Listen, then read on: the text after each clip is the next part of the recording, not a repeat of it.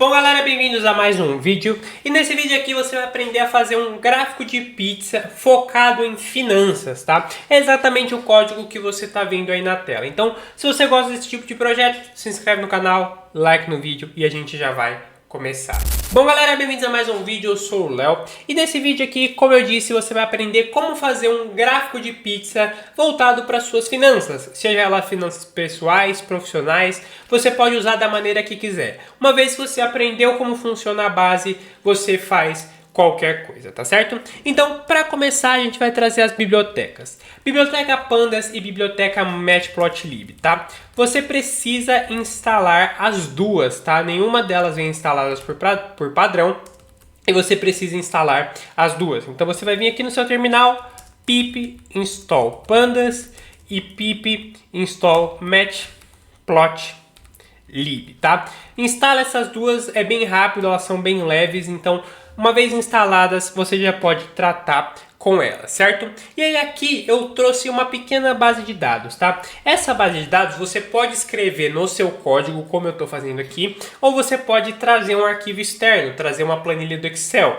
Eu tenho um vídeo aqui no canal ensinando a fazer sobre como faz isso, e aí você pode fazer dessas duas formas, tá? Tô trazendo aqui uma base de dados para evitar o trabalho de você criar um Excel só para fazer essa aula. Então, tô trazendo mais simples aqui, mas se você quiser trazer a sua planilha do Excel, é só você buscar o vídeo aqui no canal de como traz arquivos externos, certo? Então, aqui a gente vai ter basicamente dois itens, né? Que são as categorias e os valores. Então, alimentação, moradia. Aqui, moradia você pode entender como aluguel ou a parcela da sua casa, por exemplo.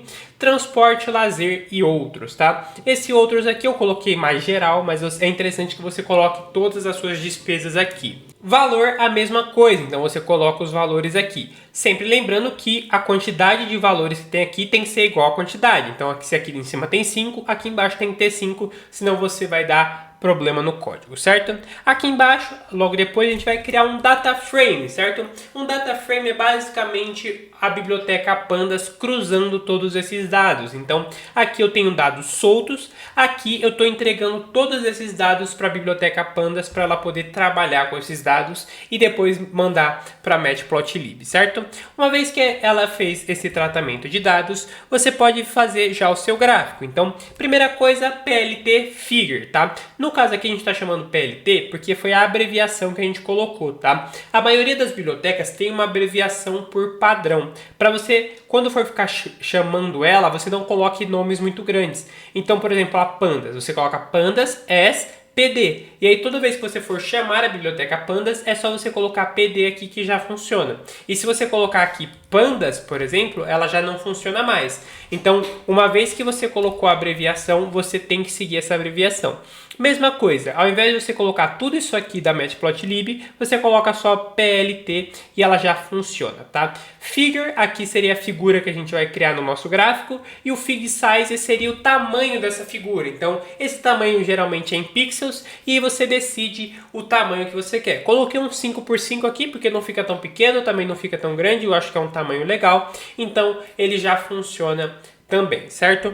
E como eu disse, a gente vai fazer um gráfico de pizza, tá? Então aqui embaixo você vai colocar PLT Pie, tá? Pie seria a torta, tá? No Brasil a gente coloca como gráfico de pizza, nos Estados Unidos é como um gráfico de torta, tá? Porque lá eles têm aquela característica da torta ser redonda, né? Cortada em formato triangular, da mesma maneira que a gente corta a pizza. Mas aqui no Brasil a nossa torta geralmente ela é quadrada, né? Ela é quadrada, ela é retangular, você come em cubos.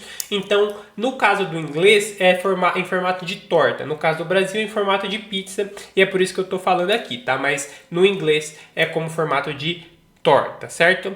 E aí aqui a gente vai colocar o data frame e vai chamar aqui o valor, certo? Então, o valor de cada item da nossa lista, certo? Aqui a gente vai colocar um label e esse label vai ser df categoria. Então agora a gente está sincronizando todas as informações, tá? É interessante você colocar da maneira correta. Então se aqui está em maiúsculo, aqui tem que ser maiúsculo. Se aqui está minúsculo, aqui tem que ser minúsculo e por aí vai. Então você coloca dessa maneira aqui, tá? Agora a gente vai colocar um auto PTC. tá? Esse auto PTC é como ele vai organizar pra gente as porcentagens, tá? Então seria auto percentage, tá? Mas aí a gente coloca o auto PTC aqui e ele vai fazer uma porcentagem automática com um F, tá? Um F é uma casa depois da vírgula. Então, se é número quebrado, vai ser, por exemplo, 25,1%. Se você colocar 2F aqui, vai ser 25,10%. Então, aqui é uma formatação da maneira que você quiser. Se você acha que no seu caso você precisa de mais casas decimais, é só alterar esse número aqui do F, tá? E aí existe uma outra função que é a função Start Angle, tá? A Start Angle, eu vou colocar de 140 aqui, e se você fosse traduzir isso aqui, Start Angle seria ângulo de start, ou ângulo de começo, né? E aí é baseado no como você quer colocar o seu gráfico de pizza. Então, se você quer colocar o seu gráfico reto, você pode colocar aqui ou 0 ou 180, que são os ângulos mais retos, ou até mesmo 90 graus, certo? Que seriam os ângulos retos. Mas eu não gosto tanto desses ângulos muito retos, porque pra mim não fica tão legal esteticamente. Então eu gosto de colocar, por exemplo, 140, 130, porque a pizza ela vai ficar um pouco torta, e aí fica um pouco mais agradável de ver na minha visão, tá? E aí a gente vai colocar um título para esse gráfico, que seria o PLT Title. Se você quiser, você pode colocar aqui um PLT Legend também, que seria das legendas. Eu não coloquei, mas se você quiser colocar, não tem problema, tá? Não faz tanta diferença. Geralmente eu gosto de colocar em outro tipo de gráfico. E para você printar isso aqui, PLT Show, tá? Os gráficos da Matplotlib, eles não são printados através da função print, é a função show, certo? Então, para rodar isso aqui, a gente já pode vir aqui no terminal, python dash.py, roda isso aqui. Fiz um corte rápido aqui, tinha dado um pequeno erro no código, porque eu tinha colocado label aqui, tá? Mas é labels, precisa ser com S, tá? Então, foi só um pequeno erro, se você rodou o seu, talvez tenha dado esse erro também, mas aqui no caso é labels no plural, tá? Acabou passando batido esse erro aqui.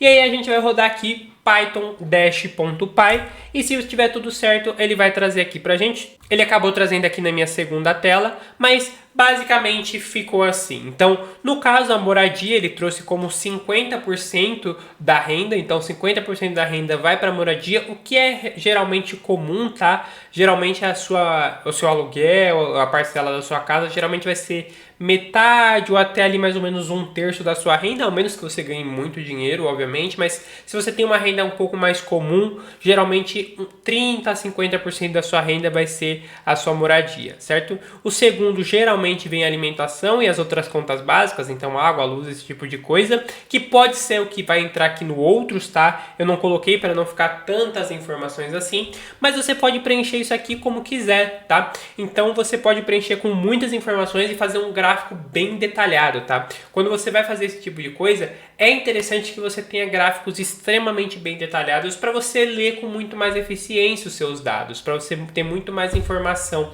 do que está acontecendo ali, certo? Então, por esse vídeo é só isso, tá? Foi um código relativamente curto, foi um projeto relativamente simples, mas esse tipo de projeto é essencial para você. Não só para você colocar no seu portfólio, não só para você mostrar que você sabe, mas para você utilizar isso dentro da sua casa, dentro da sua vida, para organizar suas finanças suas finanças pessoais, as suas finanças profissionais. A ciência de dados é excelente para você analisar e tomar boas decisões na sua vida financeira, principalmente, tá certo? Então, por essa aula é só isso, fico por aqui. E se você quer dominar a ciência de dados com Python, confere o link na descrição para o Python Pro, porque dentro do Pro, isso aqui é só o começo. Fico por aqui e até o próximo vídeo.